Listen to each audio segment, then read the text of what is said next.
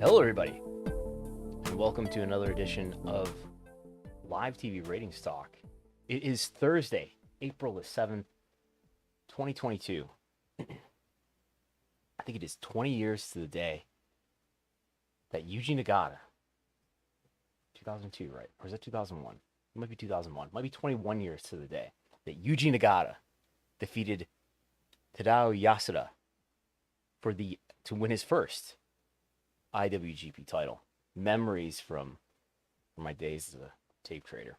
The dates had very specific, there weren't so much event names, though there were, but dates were very prominent in the world of a tape trader. April 7th. It has to be 2002. Anyway, we'll look it up later. AEW Dynamite did 989,000 viewers last night. Did a .38 in the P18 to 49 demographic. These are both incredibly normal numbers for AEW Dynamite. It's a bad day for clickbait and for driving people crazy to draw them to your videos so that you can generate some ad revenue. A bad day for that. A normal day for AEW Dynamite ratings. If we bust out the gauges here, Dynamite, not even the only program. That's absolutely normal this week. Although we did have, look at Raw breaking the gauge for the post Wrestlemania episode of Raw. NXT very normal. Dynamite a shade -1%. -1%. If you want to, bad rating for Dynamite by 1%. Pretty good rating for SmackDown. SmackDown did a very good rating, actually. The highest, we'll look at it later.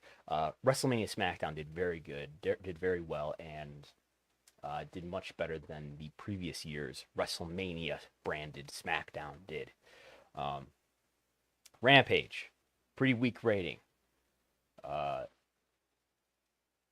Pretty even to the prior week. Week before that was the preemption. We'll get to it all. Impact, breaking the scale here. Anyway, let's look briefly at the big chart for total viewership for the demo. These are normal numbers, as you can see from the line chart here, right in line where it's been within the last, I would say, 6 weeks or so in total viewership and the demo. We're going to do things a little bit differently today. And I'm going to show you stuff straight from the Excel spreadsheet. These are NXT quarters. These are the Dynamite quarters for last night's AEW Dynamite. Very rare occurrence here happened on last night's AEW Dynamite. Quarter hour 2, not quarter hour 1. Quarter hour 2 was the most watched quarter hour of the program. Usually quarter hour 1 is the most watched, benefiting from our friend Sheldon, the biggest draw in all of wrestling, benefiting from the Big Bang Theory lead-in, among the most watched reruns in all of cable. Usually quarter hour 1 absorbs this huge and older audience and more female audience that gradually tunes out over the course of those 15 minutes and the rest of the program. Not so this week. Well, in any event, quarter hour 2 was the most viewed in the demo and total viewership. I was scanning through just before it was time to go live. There was one other instance that I could find where quarter hour 1 was not the most viewed. But it was the most viewed in total viewership, but it was not the most viewed in the demo. This is both of those things. So I don't know if this particular set of conditions has ever happened where total viewership and the demo for Dynamite on TBS was led by a quarter hour other than quarter hour 1. What was in this quarter hour? Program opened with Christian versus Adam Cole.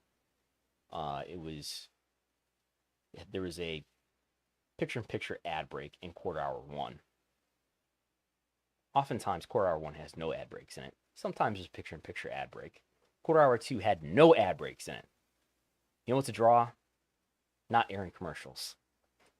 But quarter hour 2 did have the last 4 minutes of Christian Cage versus Adam Cole. Had that post-match angle with Adam Page.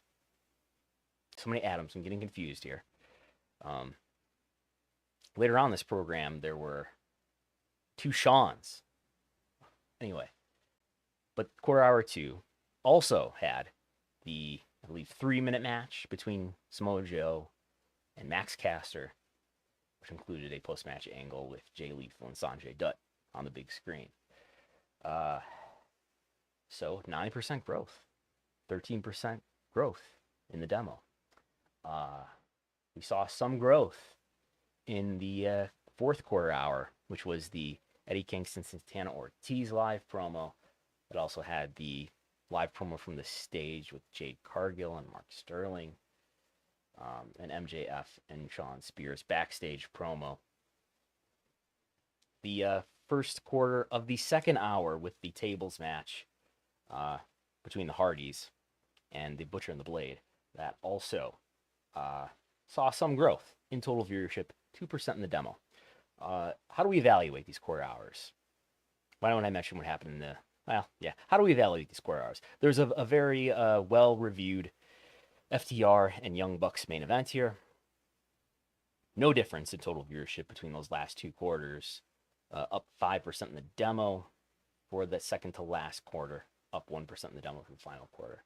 People loved that match. How do we evaluate these quarters? Well, I am developing a system that is very much still in the oven. But I have developed a system with a bunch of conditions that says, well, if your for Q1 is very complicated, the rest of the quarters are less complicated because we can take into consideration the sequential growth from quarter to the next quarter. So I've invented this complicated system, which may change next week. But basically, this complicated system that asks, what's the percent rank of your sequential growth among perhaps other conditions? And basically the winners that we come away with here are quarter hour 2 and quarter hour 7. Because they overperformed what the usual sequential growth was. And that is quarter hour 2 that we mentioned with the Samoa Joe Max Caster match, the conclusion of the Adam Cole and Christian match, and then quarter hour 7, which had the beginning of the Young Bucks and FTR match, and it also had a Shane Strickland promo and an ad break between those 2 things. Quite a few minutes. It's not as if these were just the entrances of the Young Bucks and FTR match. This was a match that very much started in the prior quarter to the main event quarter. So, and it held on to viewership. It's not as if viewership tuned out. We need the charts, though, don't we? It would be good to be able to look at the charts. I didn't realize I have this spreadsheet open, but it doesn't have the charts in it. And it'd be good to look at the trailing dotted line that tells us what the previous trends were, what the previous 4 weeks trend was for, in this case, AEW Dynamite. So here's that spreadsheet, and we will look at total viewership first here. What's viewership usually like for the main event? Usually it does in the last 4 weeks. That's what I mean by usually. The last 4 weeks, usually viewership does decline somewhat.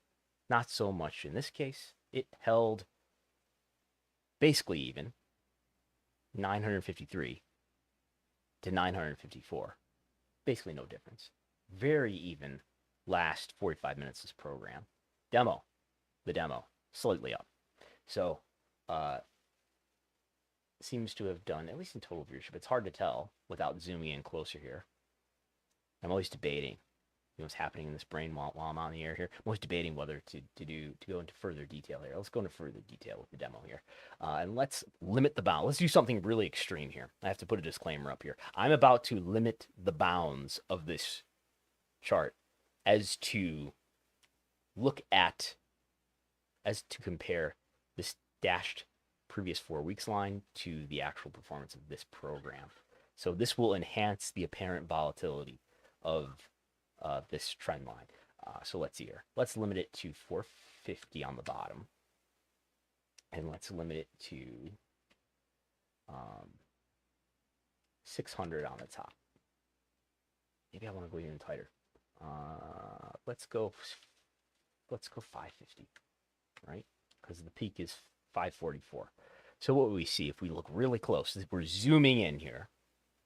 I did not just make Dynamite more volatile.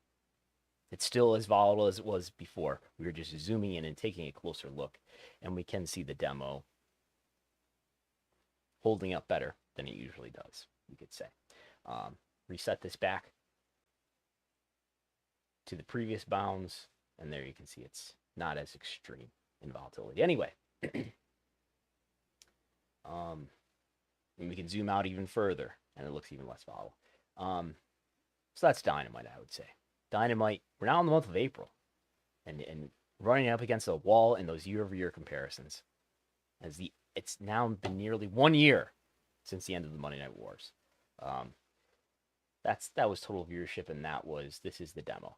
Bazinga! Never watched an episode of Big Bang Theory, but here's Sheldon, and we can see the comparison in total viewership is somewhat correlated to the Big Bang Theory's viewership at 7:30 on TBS. We're always behind because the only available source, the only source that's reporting cable reruns ratings is Ratings Ryan, ratingsryan.com, and those are coming in about 2 weeks after the fact.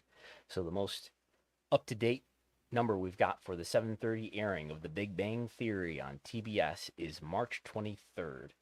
So we're about 2 weeks behind, but we can see, just to the naked eye, we can see something of a correlation here. I don't have the quarter-hour line on the chart because I didn't have time to fix it, or I didn't fix it earlier today. I didn't think about it yet. The demo is more volatile.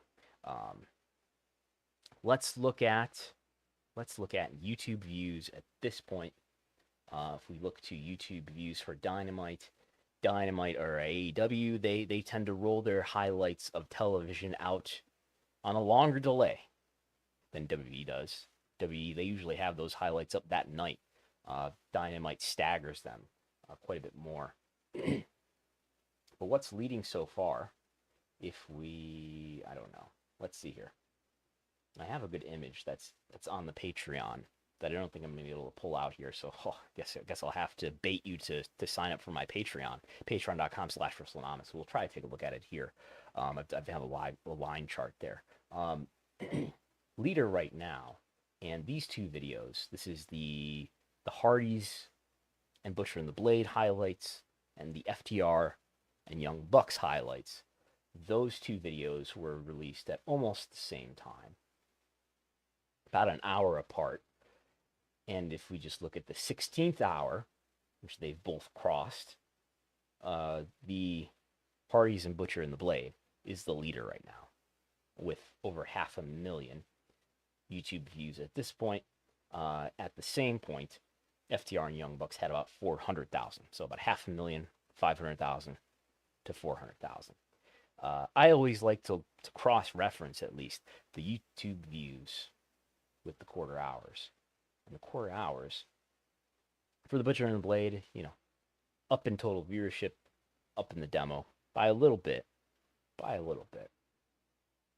The Samoa Joe video is very early in its life, but it's doing very well with nearly 250,000 after only 4 hours. So I would expect when things are all said and done here in the YouTube world, that this Samoa Joe clip will be at least competing, perhaps exceeding. Early trends would tell you that it's going to exceed the FTR Young Bucks clip, the Hardys Butcher and the Blade tables match clip, because at the same point, 4 hours in, these clips did not have nearly what this Samoa Joe clip does. And it makes sense, somebody's debut, pretty big star, Samoa Joe, that's going to generate some interest. Speaking of big stars, is that a good segue to move on to Raw? Big stars making their debut. Raw. The WrestleMania after Raw did its highest rating since January the 4th. Not January the 4th of this year, but January the 4th of 2021.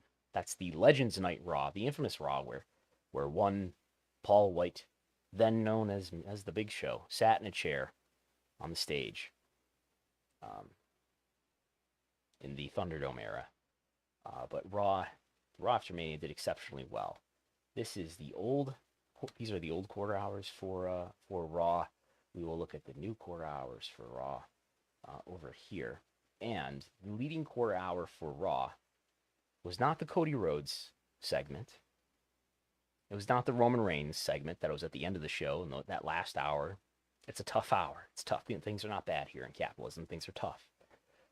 The leading quarter hour was this quarter hour 4 for Raw that consisted of a Kevin Owens live promo with Ezekiel, the brother of Elias, of course, an ad break, a very short match between Miz and Dominic Mysterio, and the long-awaited Raw debut of Veer.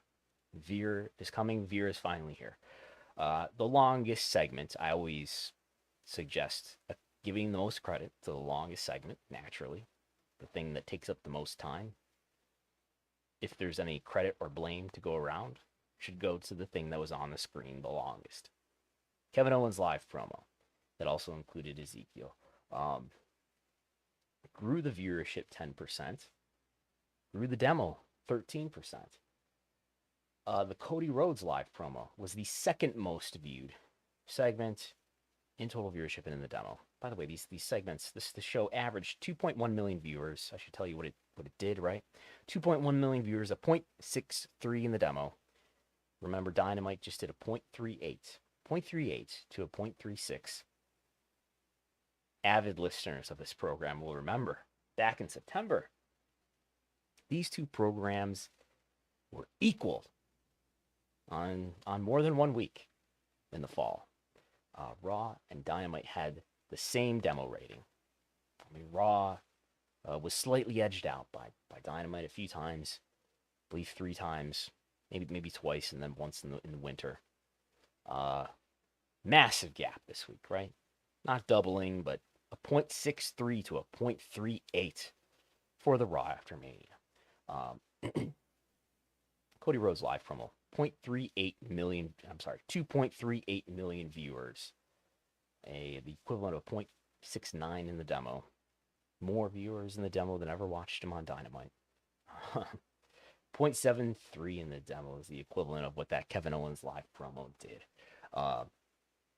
Again, I have this arcane scoring method in the works here that looks at what does this quarter usually do in sequential growth. And my system says that quarter 2 deserves some credit, which is the Cody Rhodes live promo. Cody Rhodes live promo, by the way, overlapped 2 quarters. There was a relatively lengthy WrestleMania highlight video that opened this show, took up quite a bit of the quarter. And then Cody Rhodes' live promo took up about half of the first quarter hour and continued into the second quarter hour. Seth Rollins comes out, there's an ad break. So the Cody thing was in the first and second quarter hour. But my formula says, give Cody Rhodes some credit. And then this latter quarter in quarter hour 10, because it outperformed the usual sequential growth in the demo, not in the demo and total viewership, because it outperformed the usual sequential growth in the trend in quarter hour 10. My formula says give credit to the Edge and Damian Priest live promo and angle with AJ Styles. So there's that. There's some growth here too for Roman Reigns. Roman Reigns stands. Fear not. Fear not. We got some plausible credit for Roman Reigns here too. Maybe more than plausible. If we look to what were the clips from Raw that had the most views on YouTube, it's not Cody Rhodes, it's not Edge and Damian Priest with their thespian performance. No. It is the undisputed WWE Universal Champion Roman Reigns. He's ready for the next step. Roman Reigns has an announcement. It's an announcement that there'll be an announcement on SmackDown. That announcement of an announcement, however, after just 24 hours, 1.7 million views as of last count. 2.3 million views, edging out the Cody Rhodes highlight, which did 1.67 after 24 hours and is currently just over 2 million. These are very high numbers for Raw highlights. We've got 3 videos that are currently over 2 million views. In fact, the video with the big men in it, almost joining MVP and attacking Bobby Lashley, that has more views. Right? Oh no, it doesn't. It does have more views than the Cody highlight. It doesn't have more views than the Roman highlight though. Almost, hate to tell you this, but almost. This is not the first time I've seen one of his highlights do exceptionally well in YouTube videos, YouTube views. So watch for that. Keep your eye on that. But a lot of haves and have-nots here, I would say. I might even be able to extract something from a certain place in my Twitter account and show you the haves and have-nots. This will be difficult to look at probably, but oh my goodness. But let's see here.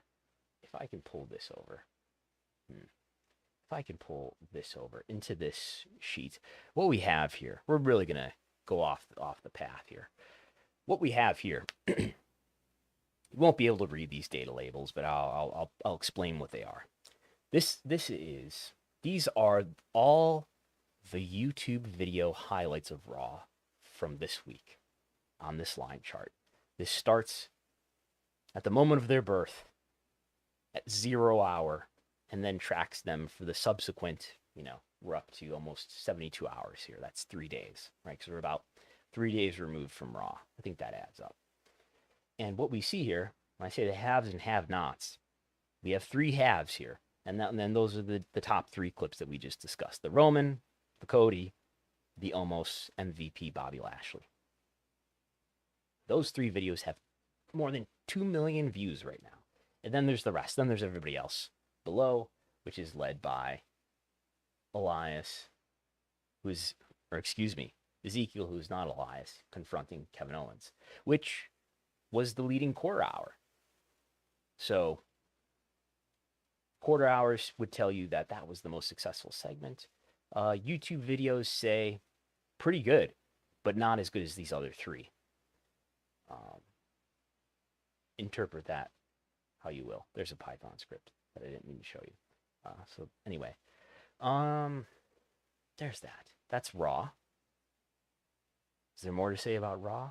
I don't know. Incredibly huge number for Raw this week.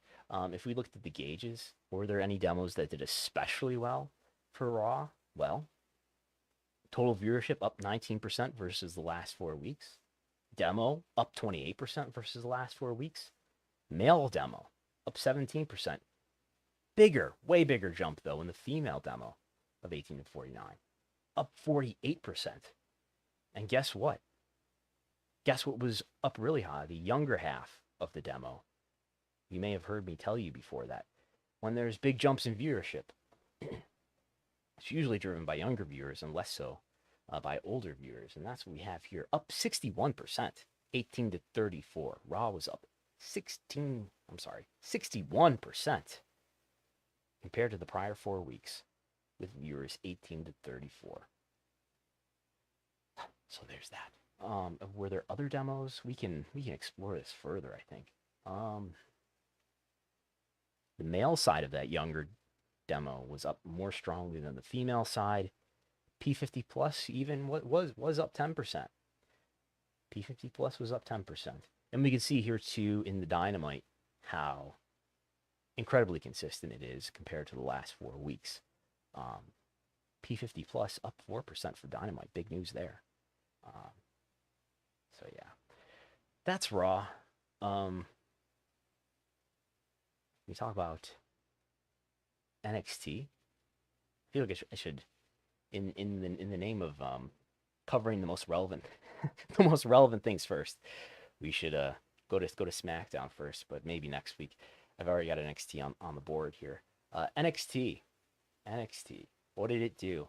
It didn't have this post WrestleMania bump like Raw did. Well, Raw, you kind of already got it out of your system if you were trying to check out what happened on WrestleMania. Not that WrestleMania is this thing that's hard to access now, like it was in the pay-per-view era, with, good Lord, the reach that WrestleMania reaches with Peacock. But anyway, NXT has been very consistent, much like Dynamite, has been very consistent over the last 4 weeks. We see a lot more volatility in these younger demos. Granted, in the case of NXT, these younger demos consist of smaller audiences, which means they're being determined by smaller samples, which means perhaps artificial volatility. Anyway, total viewership up 1% versus the last 4 weeks. Demo down 1%, basically no difference. 631,000 viewers. 631,000 viewers. 179 in the demo. That comes out to what is a rating? Any guesses? 0.14. 0.14 in the demo. That's what NXT did. NXT, in terms of quarter hours, what did NXT do in the quarter hour game? The leading quarter hours were, we've got a split here across total viewership in the demo. Quarter hour 1 and quarter hour 2 did well. Just looking at the trends here in the demo, a lot of these demo viewership numbers are the same, are very close to each other. They're all in the 180s. We've got 1, 2, 3, 4, 5, 6 quarters that did about 180,000 viewers. Anyway, why don't I tell you what the leading quarter hours consisted of? The Creed brothers and Imperium in quarter hour 2, the conclusion of that match that had started in the prior quarter, a Toxic Attraction promo, and an ad break. That was the leader in the demo by a slim margin, and then in total viewership by a slim margin, the Cameron Grimes live promo. That also included, I believe, a challenge from Solo Sikoa. That's the longest segment in that quarter hour that also consisted of Zion Quinn and Draco Anthony backstage, and another backstage segment between the couples of Indy Hartwell, Dexter Lumis, and Persia Perota and Duke Hudson. They were backstage. What stands out here, right, is this quarter right here, more than anything else, which has a 16% loss in viewership, a 11% loss in the demo. This is quarter hour 6 from 9:15 to 9:30, which had an ad break, a Tony D'Angelo live promo, an MSK and Grayson Waller and Sangha promo before the former Zachary Wentz was released the following day, and then an ad break. So what does this mean? Why was viewership so, why did 16% of the audience tune out here? And by the way, before we go further, how about Lash Legend and Nakia Lyons recovering the audience to like an identical degree here? What happened here? There were 2 ad breaks. Perhaps a Tony D'Angelo live promo did not help, but 2 ad breaks. None of these other segments had 2 ad breaks in them. Sometimes there are. I mean, I would have to look. Are there? It's 2 traditional ad breaks too. I think what we more often would see, if we found another quarter hour somewhere in the scheme of wrestling programming that had 2 ad breaks in them, one of them might be a through the picture-in-picture ad break, through a match or something. And then these were like, segment is over, ad break. Segment is over, ad break.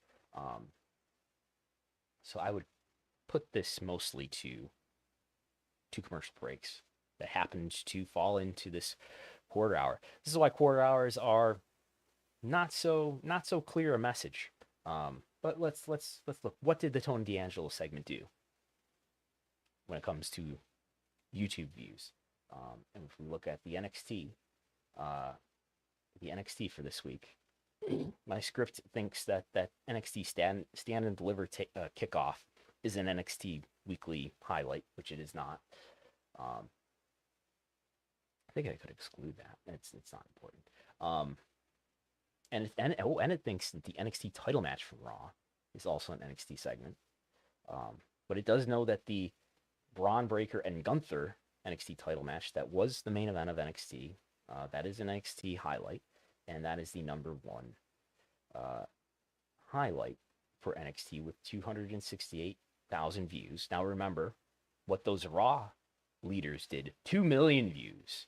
This doing a little bit more than a tenth, a little bit more than 1/10 of what those leading Raw highlights did. Anyway, where is the Tony D'Angelo takes his place as the new Don of NXT? That's in the lower, more than lower half, right? 36,324 hours, 39,000 as of right now, as of 4 p.m. an hour ago, 2 hours ago. So fairly low for, in the context of all the highlights that NXT posted here. So there's that. 2 ad breaks and one of the weaker segments. There's 4 others that were weaker, but there's a total of how many actually relevant clips here? 14. So this was 11th out of 14. So there's that. There's NXT. Is there anything else? I don't think there's anything else to deeply analyze when it comes to NXT. What did my formula say we should give the credit to in NXT? The 2 quarters, the last 2 non-overrun quarters, Lash Legend and Nikita Lyons. It also had a backstage segment between Tony D'Angelo and Legado del Fantasma. And the final full quarter with the Braun Breaker and Gunther match. There's NXT. Moving on to SmackDown and Rampage. I passed the 33-minute mark. The executives here at Wrestlenomics say I have to talk for 30 minutes. So let's look at the SmackDown. If we look at SmackDown did its. So I go to this chart here. SmackDown did its biggest rating since September the 10th. The MSG SmackDown, that lines up. You can see this week's blue dot and the September MSG blue dot. There they are, total viewership. By the way, what was that total viewership? 2.36 million viewers.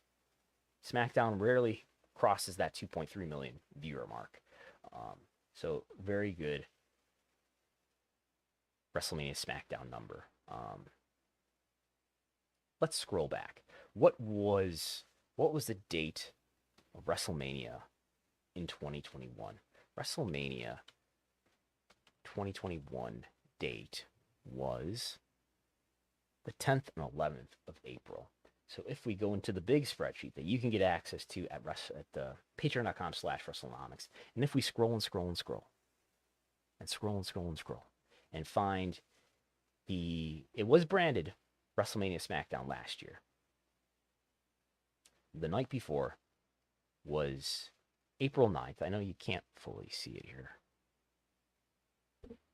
I don't know if that helps. Let's see. Let's do this. So what we have is this, where it did on April 9th, 2021,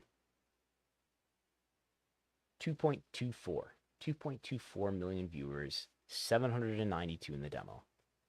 And this week doing 2.35, 2.24 million, 2.3, almost 6.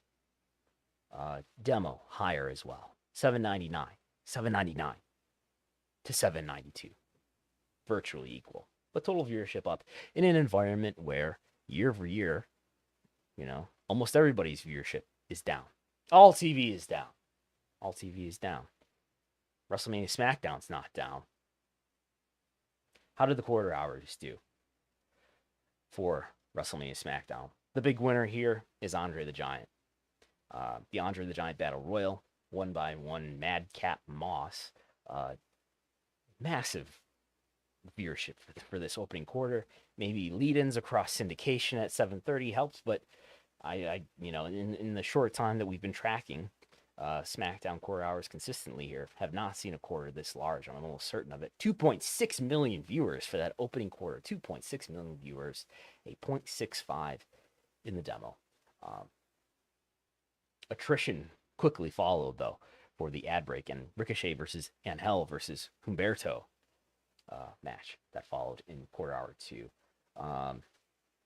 Leader in the demo, though, was not Andre the Giant Battle Royal. Leader in the demo was 830's quarter, which did a .66 in the demo. Slightly higher. 855 in the demo. Final minutes of that triple threat. An ad break. A Steve Austin and Kevin Owens video to hype them the confrontation match that would happen. So Kevin Owens and Steve Austin. A video. So not new content, but that video that you probably watched a couple times over the weekend. Big winners here are those two segments. And this trend was pretty negative as the show went on. With this segment here did grow viewership at the top of the hour at 9 o'clock. The Rousey and Charlotte video, which had an actual Charlotte Flair live promo in it, and then a ad break, and then a Roman Reigns and Lesnar video. So that did manage to grow the viewership by 3%, but everything after that lost the viewership by at least a little. That was SmackDown. And Rampage, if we look at Rampage, let's see here. Where is my Rampage chart? Rampage, weakening. Tony Khan responding by, I believe, if I've heard the news correctly, if I was paying enough attention to Dynamite last night, Rampage is going to be main evented, or at least is going to have in it, an Adam Cole versus Adam Page title match, if I have that correct.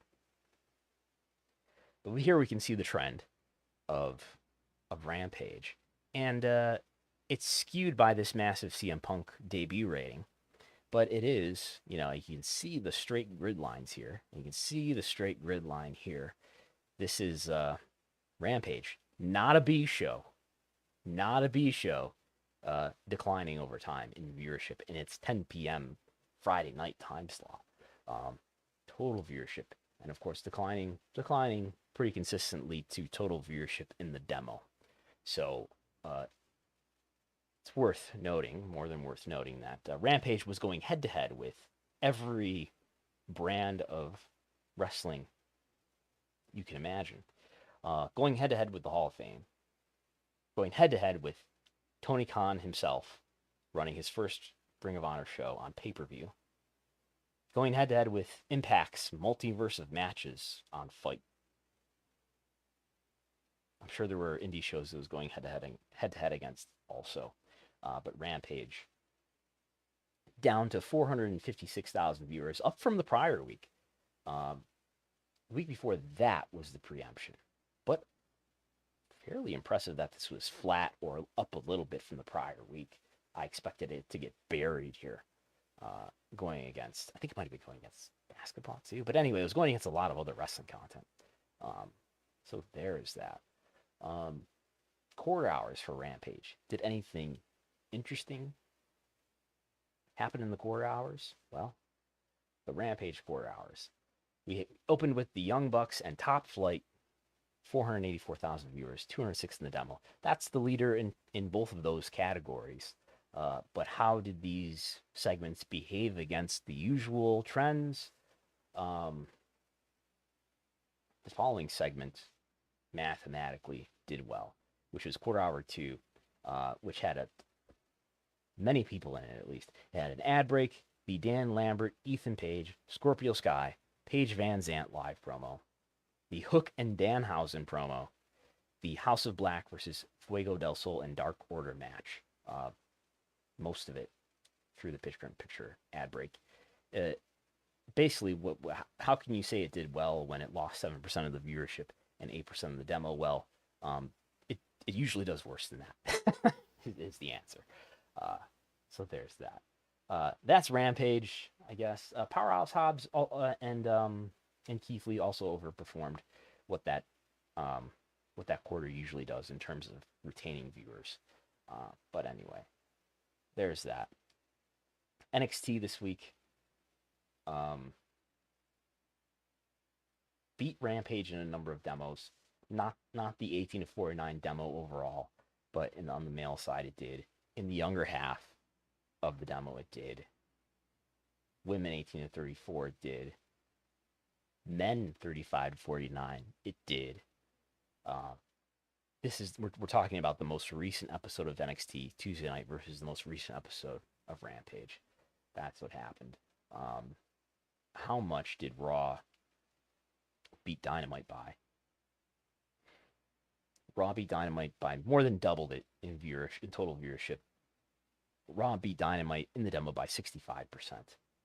Did anything come close? The narrowest margin is, as it usually is, with men, 35 to 49. 24% lead for Raw with men, 35 to 49. I think that's it. I think that's all. I haven't missed any super chats. I have missed a super chat. MJ from NJ says, "Are we sure people aren't searching for Roman swipes?" I don't know what is a Roman swipe? Is that a new piece of branded merchandise that I have not caught the wind of yet? Roman swipes. It sounds like wipe. Is that something that we're using to sanitize our surfaces in the age of COVID? What is a Roman swipe? Is that something that's even related to Roman Reigns? I don't know. I could Google Roman swipes. I don't know if that's a good idea though. It is some sort of Roman swipes is a 4% male desensitizing benzocaine. I don't know what this is still. People are asking if it works. The product is okay. What was not okay is the package you used to deliver it. Oh, this is definitely something. Yeah, this is definitely a product. Definitely a product for people who listen to podcasts. Anyway, sorry for that diversion. You can blame MJ for that. Thank you for the super chat. In the Post Wrestling Discord, you can play the game, predict the AEW demo rating. I am the leader. I am the winner right now. And of course, I did manage to update the chart this week. I am the winner. I am ahead of Big Phil Combo and Neil Flanagan. Hit thumbs up, like, share, subscribe. If you hit thumbs up, that really helps people find Wrestlenomics. And Lord knows people need Wrestlenomics in their lives. Wrestling fans do, at least.